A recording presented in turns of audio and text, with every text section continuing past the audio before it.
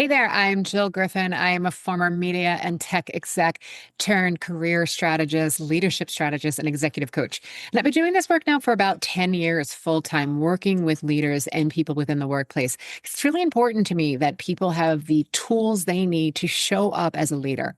Leadership is a lifestyle choice. This is where you are showing up not only for yourself, but your team, for others. And I call this the next era of leadership. We are living in unprecedented times, my friend.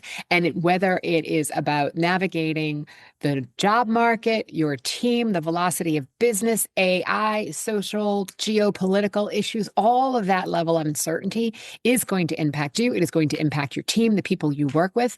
And that is why, again, leadership, the next era of leadership needs to be one that is grounded, I believe strongly, in your own identity and not in pressure, not in this hustle, but truly coming back to who we are as people, who we are as leaders, and being able to show up clearly for yourselves, for your team, and for others. That's why I do this work.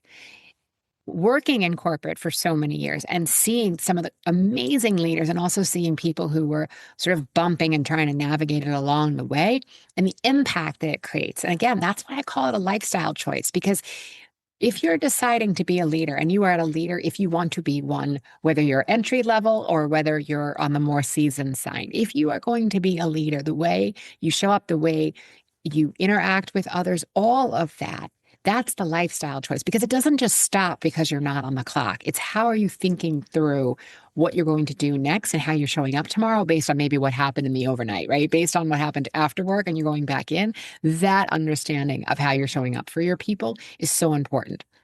Today, I want to talk about what I call the feedback permission slip. Um, Let me paint two pictures. If you're the leader, you've got someone on your team who's not performing, right? Who's not hitting the mark. And you know it, they probably know it. But every time you think to bring it up, you wait, because you're either waiting for it to change, or you're like, you know what, I'll do it when things calm down, when I have more time. And FYI, things never calm down. There's always something. But now what happens is the problem gets bigger because it's further away from the episode or the incidents that are happening. And it feels maybe even twice the size of when you first noticed it. Right. So that's one side of it. The second side of it is you're the recipient of that feedback, right? This is you're in a meeting, things are going fine. Your boss leans over to you and says, like, hey, after this, I want to meet with you and give you some feedback on what I'm seeing here in the overall performance. If you've been on that side of it, I'm going to guess that your stomach is going to do a flip-flop and your brain is going to start wondering, well, wait, is this good feedback? Is this bad feedback? What's happening? And you're in that, right? You're in that train where the thought, you're wondering, you're trying to figure it out. Whatever comes out of your mouth next, you're not hearing a single word of what your boss is saying because you're probably already in a full-on flight approach, right? So it's the same issue, but there are two seats at the table. And today I want to cover both depending on which side you're sitting at, because whether you're giving feedback or receiving feedback, the thing that changes it is understand how you're saying it, how you're receiving it. And that's what really changes the relationship and the ability to build trust and move forward. So let's dig in to the feedback permission slip.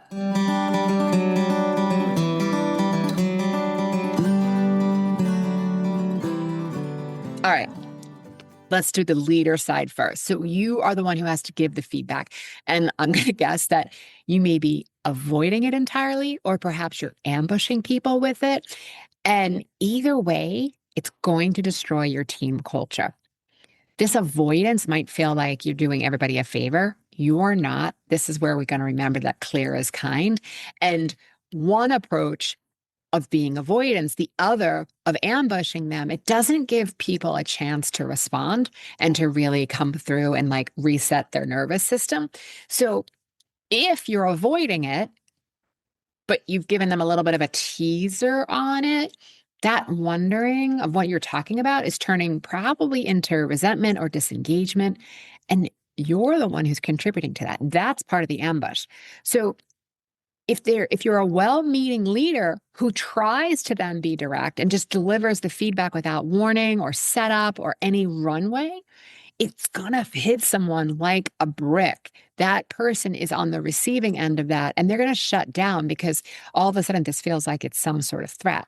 So you're not you're giving feedback, but they're not receiving the feedback. They're trying to survive the feedback. And then while you're walking away thinking you've handled it, they're walking away trying to remember anything you said because their brain can't handle it because they weren't in a preparation for knowing that this was the conversation that we were having, right? So neither approach builds trust. It doesn't drive performance. It actually impacts performance. And again, like I said, it's going to erode culture. So what do you do instead? I'm going to say you ask for permission. Now, before you roll your eyes and say, but if I'm the boss, why do I have to ask for permission? You're asking for permission where you're checking with the person to know, is this a good time? We're going to have this conversation, but whether we have it right this minute or whether we schedule it for tomorrow, we're going to have the conversation. So you're not giving up your agency as a leader. What you are doing is extending the courtesy to the other person that they have a moment to function. They might be like, I do want to talk with you about this, but I got to get my kid from school and I got to leave right now, or I'm going to miss, the pickup time, right? It's not the time to be dropping it on them. They're not going to hear you anyway. So just pausing and saying something like, hey, you got a minute? I want to share something I'm seeing. Or, hey, may I give you some feedback? One thing I always say in my coaching practice with people is I'll say to them, may I make an observation? Because they might be like, yeah, I don't really want your opinion, right? Coaching is an opinion. It's guiding you through your best thoughts, your best brain, your life experience, and how to create the experience that you want based on the goal you want. So that would be opinion giving, right? I'm making an observation. They may or may not want it, but it gives somebody a chance to take a beat, to take a pause. And again, before you roll your eyes and think this sounds super soft or there's like a lot of hand holding here, it's the psychology here that I have always found fascinating. So when you ask permission, you give the other person a moment to have agency. You give them, there's like a signal that the conversation is about to happen. It's not an ambush. Their nervous system gets a beat to prepare. There may even be a teeny pause when that shift gives an opportunity for someone to be opened and not defensive. And it's about who you are as a leader. We don't want to sneak attack somebody, right? It also is saying, like, I respect you enough to ask. And again, we're going to have this conversation, but whether it's today or within the next 48 hours, that can then be negotiated. But you're giving them a chance to pause and not dumping on them just because you have the authority, right? It's treating people on your team and your colleagues like a professional because you also want to be looked upon as a strategic professional, and you're a professional who gives people a heads up. So here's a framework that I would suggest making it yours, right? I always say, like, Jillify something, like make it yours, what feels right. But the first thing you're going to say is, hey, do you have a few minutes? I want to share some feedback on the meeting, right? And if they look alarmed or they're slammed or they say they're emotionally fried, again, opportunity to reschedule it. They might say, like, can we do this later? I'm under deadline. I got to get this out, right? Respect it, right? That alone, that person get to push back, that's going to shock people and actually change the way the conversation is going to go, even if it's within the next 24 hours. Step 2, you have to be specific, not general. This is not the time to give vague feedback. You need to be more strategic. Like, no one knows what to do with that, right? It doesn't tell them what to do. You want to be thinking through specific feedback. Listen, in the last 2 meetings, you presented that data without a clear opinion or a recommendation moving forward, and it didn't land well. People didn't know what to do with it. I need you to really pull through and finish the sentence as to what that feedback is, and that is going to help the recipients of that information know what to do with that data. When you give feedback that's direct like that and gives clarity, your team or the person you're talking to is going to realize how that lands differently and that it's something that they can actually work through and work towards. And then they know they can come back to you with potentially discussing how they're going to prepare for that presentation or the data that they're delivering in the room, right? You're creating an ally here with the person and you're not squishing the illumination in their soul. Step 3, I want you to lead with why you're bringing it up. Listen, I'm telling you this because I believe you're capable of more, and I know that you can get there. But what I'm seeing is because we're not giving the data with a recommendation, the team is getting confused. And there's a possibility here that you're going to lose trust and credibility with your peers, right? That's what you want to say. You're giving context. When you give context, it completely changes how the feedback lands because then it doesn't feel as personal. It's personal. Your name is all over it, right, for the recipient, but it feels less personal when you give context. And step 4 then is check for understanding.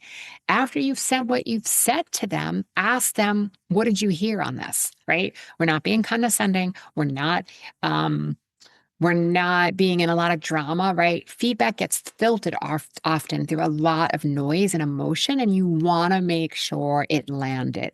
So there's a before and an after. So if you're thinking without a permission slip and your presentation isn't, what you said today didn't hit the mark, you need stronger recommendations. Boom. Whoa, that's intense, right? With the permission slip, looks like this. Hey, do you have a few minutes? I want to go through something that I observed in today's meeting. In the last couple of presentations, you're bringing great data, but you're stopping short of the recommendation, and it's really underselling your strategic thinking. I would like to help you fix that because I believe this is costing you your visibility. It's the same message, but it has a completely different experience. One lands and the other one sticks out for the wrong reasons. And you're again creating fracture where the person isn't going to trust you if you're the leader. All right, let's look at the other side of it. You are receiving the information. We're going to flip this table. You're in a position where, nobody's really giving you clear direction and they're not being specific. Let's just say this is your scenario. And all of a sudden, you get feedback without warning. Their first instinct, I'm going to say, is probably to shut down, or you go into explanation mode. You want to explain yourself. You want to correct the record. You may want to tell them everything. You want to drag them through all the context. And now they're in like the undertow of what you're saying. They're missing the context, they're missing the circumstances. There's 17 reasons why they're not seeing the big picture, right? All of this is normal. If your brain works this way, welcome to being human. This is what our brains do. But it makes you look like someone who can't take feedback because based on this example, you can't take feedback, right? The other side of it is you shut down, right? You're nodding along, you're saying nothing. You may even walk around the room. You may have nervous energy. You may want to pick up your phone, right? All of these are normal, typical reactions we have. Afterwards, you might vent to a colleague, you might call a friend and be like, can you believe, right? But all this means in this scenario is nothing happens. In the first scenario, I'm defensing. It means I can't take feedback. In the second scenario, nothing happens because the feedback loop is totally broken before it even started. Here's the reframe. Feedback, even if it is clunky and poorly delivered, even if it is ambush style, all of that is your job as the receiver is not to evaluate the delivery. Listen, I will have enough conversations with people about intent versus impact. In this case, if you are the receiver, it is your best chance of working through that feedback by separating the data from the tone or the intent was pure, but the delivery was messy as hell. That's what you want to do. You want to really not evaluate the delivery. Your job is to find the signal, right? So that's the leadership move. That's the leadership identity. That's your leadership presence in real time, is the ability to stay regulated when someone is giving you information that you didn't ask for, that you didn't see coming. And that is the skill that is going to separate people who grow from people who kind of sit still and stagnate, right? So the 4 things that I would suggest you do when the feedback catches you off guard is 1, you're going to buy yourself some time by going silent. Just taking a minute, right? You don't have to respond immediately to the feedback. What I would respond to is the overarching words. Okay. All right. Thanks for bringing this to my attention. I want to make sure I'm really hearing you. So I'm going to sit with this for a day and get back to you tomorrow. That's what we're asking for. That's maturity. It gives your nervous system a time to come back online before you say something you regret. The other thing you can do if this is happening like in a formal job interview and you didn't expect to get ambushed or get blindsided like this, you can even say something like, hey, is it okay if I take some notes? I want to jot this down as we're going through it. In that case, depending on the culture in which you work in, I would probably recommend pen and paper, because if you're getting feedback and all of a sudden you pick up your phone and you're sitting there typing and you're like in your notes app, or you like whip out your laptop, you don't want to be like this in the middle of the experience and actually have them be like, are they listening to me or have they just gone to check their email? So asking to take notes, asking clarifying questions before you actually respond. Hey, okay, can you give me a specific example? This does two things, right? It gets you better information and it gives you a beat to breathe. You are not challenging them. You're giving yourself a chance. Like, again, I feel all of my stress in my upper chest and throat area. It's giving me an opportunity to separate the delivery from the data. And maybe, again, that feedback was delivered terribly. The timing might have been awful. Maybe you want to send that person a copy of this podcast, right? But whatever happens, none of that changes if you're lost in the feeling or you're lost in the way they expressed it versus the intent versus the impact, right? Looking at the data versus separating the delivery. So I want you to close the loop. When you've had time to process, go back to them, right? Maybe shoot them an email the next day and say, hey, do you have time to set up so we can talk through this? I've been thinking about what you shared. And then when you do meet with the person, I want you to find an iota of truth. It can be 0.001% of truth. But the way you grow as a leader and the way you work on your own leadership identity and your own leadership presence is you said, I've been thinking about what you've shared, and here's what I'm going to do differently based on it. This one gives you the simple follow-up, and it shows the person that, you know what, you're not someone who got defensive or got quiet or went quiet and then didn't follow up. You're someone who takes feedback and does something with it. And that's what's going to get you noticed. The bigger picture and what ties both sides of these things together is that feedback only works when both people are treating it like a tool and not a weapon. It gives the givers who ask permission to create the conditions for a real conversation, and it gives the receivers who want to stay curious instead of defensive. It makes them people who are able to have an honest conversation to stay opened and to be able to grow as a result, right? When both these things are happening on the same team, that's when culture actually shifts.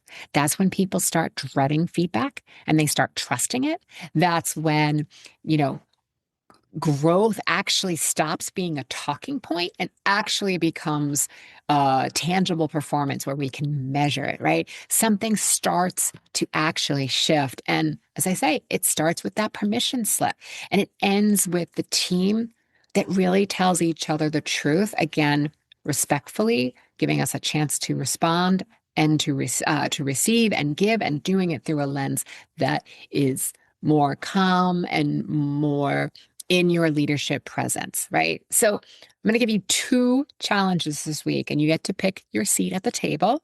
If you're the giver, I want you to find a moment to try this tactic of using the permission slip before you give feedback. Notice how the conversation changes.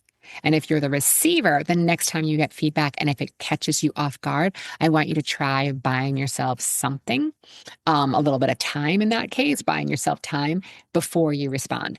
And you'll see what happens when you separate the delivery from the data. And as always, if you've got a story, whether it is bad or awkward or surprisingly great, you can come find me on LinkedIn because I want to hear about it. I read everything. Also, I encourage you to share this episode with someone who wants to hear it and needs it. And from both sides. And I always want to hear from you. You can also email me at hello@jillgriffincoaching.com. I get back to everyone. I love hearing your emails and your comments on the podcast and the episode because it helps us get the word out and helps us see what you're enjoying. All right, friends, have a great week and be intentional. Ask for permission and always, always, always be kind. All right, I'll see you soon.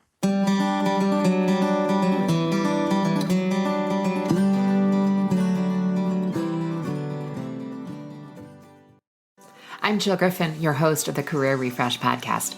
My mission is to make workplaces more successful for everyone. So if you have ideas for topics or future guests, please email us at hello@jillgriffincoaching.com. Until next time, embrace possibility, be generous, intentional, and kind.